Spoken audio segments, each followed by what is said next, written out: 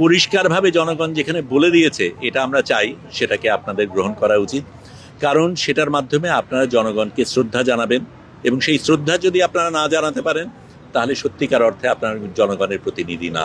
আইনি মারপ্যাচে এই গণভোটকে প্রশ্নবিদ্ধ করা কোনোভাবেই ঠিক না। জুলাই সনদ যাতে বাস্তবায়ন হয় সেটা আসলে এই বর্তমান সংসদের সবচেয়ে প্রথম কাজ হওয়া উচিত ছিল। সংবিধানে অনেক কিছু নেই, সংবিধানে বিপ্লব নেই, সংবিধানে গণ অভ্যুত্থান নেই, সংবিধানে প্রধানমন্ত্রী পালিয়ে যাওয়ার কোনো উল্লেখ নেই, কিন্তু সেগুলিকে তো আমরা আলিঙ্গন করেছি। সেগুলির কারণেই আজকে জনগণ এভাবে আসতে পেরেছে, সেগুলির কারণেই লোকে নতুন করে বাংলাদেশের একটা স্বপ্ন দেখতে পারছে, ভিন্ন বাংলাদেশের স্বপ্ন দেখছে।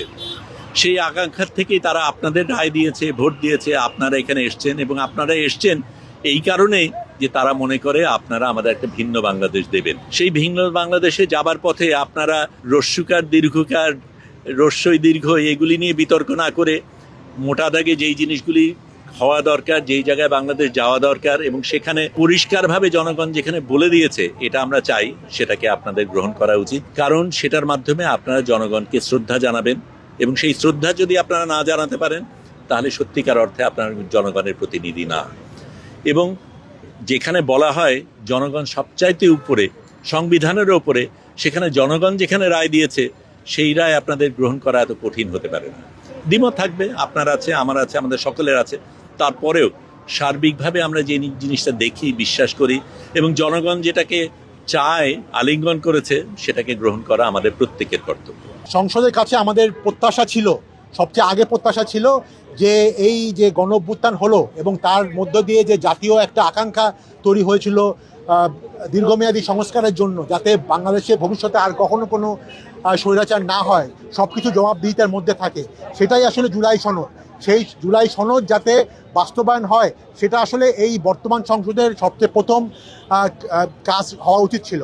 এবং আমরা জানি যে 12ই ফেব্রুয়ারি যে নির্বাচন অনুষ্ঠিত হয়েছে সেখানে সংসদ সদস্য যেরকম নির্বাচিত হয়েছে, একই সাথে একটি গণভোট অনুষ্ঠিত হয়েছিল এবং সেই গণভোটে 2/3 মানুষ কিন্তু গণভোটের যে সংস্কার প্রস্তাবগুলোর পক্ষে রায় দিয়েছিল এবং সেই রায় অনুযায়ী কিন্তু সংবিধান সংস্কার হওয়ার কথা। গণভোটে সুস্পষ্ট হয়ে বলা ছিল কিভাবে এই সংবিধান সংস্কার হবে এবং সেখানে সংবিধান সংস্কার কমিশন তৈরি করার কথা ছিল। কিন্তু আমরা দেখলাম যে ঈদের আগে যে সংসদ বসেছিল সেখানে কিন্তু এই ব্যাপারে সুস্পষ্ট কোনো ধরনের সিদ্ধান্ত নেওয়া হয়নি।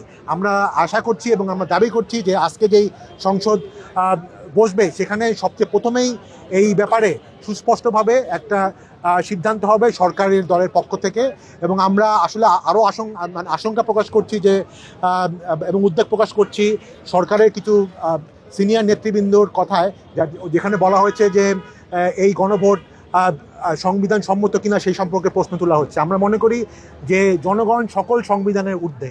জনগণ যেখানে 2/3 ভোট দিয়ে রায় করেছে এই সংবিধান সংস্কারের ব্যাপারে, সেখানে আসলে শুধুমাত্র আইনি মারপ্যাচে এই গণভোটকে প্রশ্নবিদ্ধ করা কোনোভাবেই ঠিক না। আমরা আশা করি, প্রধানমন্ত্রীর কাছে আমরা বিনীত আবেদন জানাচ্ছি যাতে জনগণের এই যে রায়, সেই রায়ের প্রতি সম্মান জানিয়ে খুব দ্রুত সময়ে এই সংবিধান সংস্কার সভা গঠন করা হয় এবং যেভাবে গণভোটে বলা হয়েছিল এবং জনগণ রায় দিয়েছে সেই অনুযায়ী সংবিধানের এই সংস্কারগুলো খুব দ্রুতই এই বছরের মধ্যেই যাতে ইমপ্লিমেন্ট করা হয়।